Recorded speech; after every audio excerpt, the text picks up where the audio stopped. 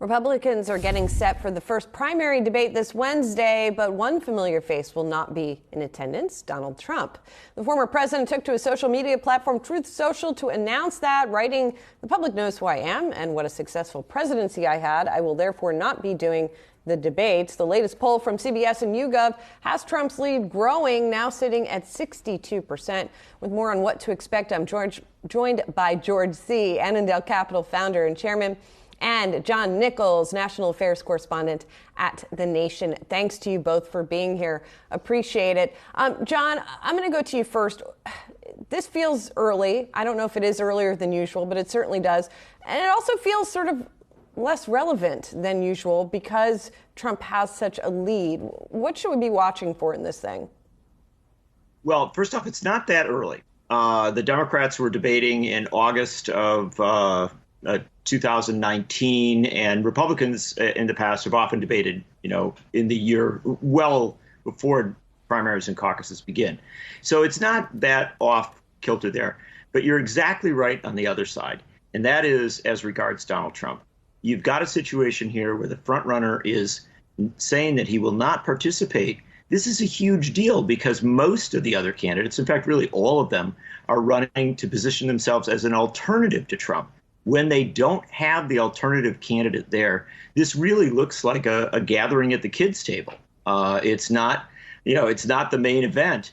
And Trump is really taking advantage of this. He is, on a variety of levels, using his prominence and his big poll lead to marginalize the debates and to marginalize the other candidates. I think this is going to be especially damaging to Ron DeSantis.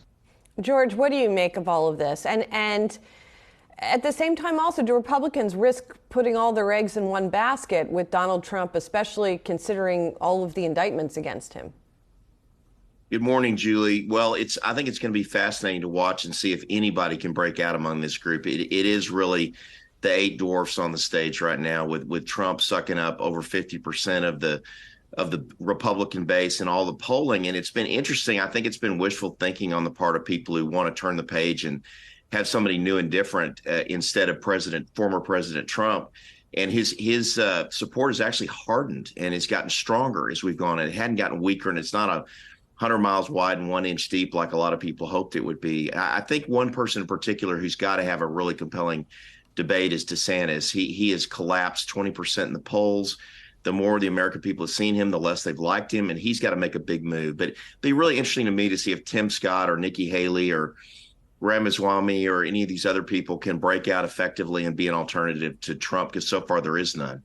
John, I always sort of struggle with this when we get into election season again, although it feels like we're always in election season these days, sort of how much we in the media feed a particular narrative rather than it actually coming. I mean, it's very circular, isn't it? In other words, what I'm saying is the narrative now has sort of hardened around Trump versus Biden.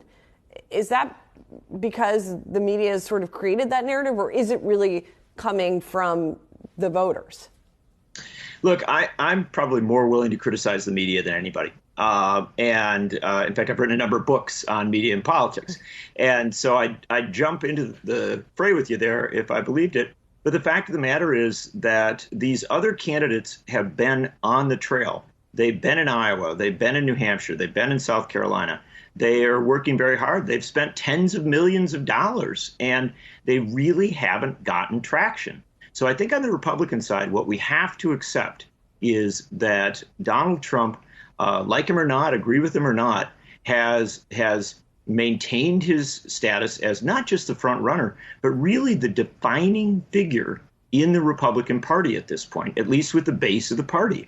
And the debates would be very, very important if Trump went into that debate, and especially if Chris Christie was there, as expected, who really wants to attack Trump. Maybe then you would start to have that compare and contrast, that real battle, and that might have an impact. But if Trump doesn't enter into the debates, as he says he won't, then I think his ability to kind of control the narrative within the Republican Party, and by extension into what we anticipate will be a Trump-Biden race, that's not a media creation. In many, many ways, that is a fundamental reality of where the Republican Party is at right now.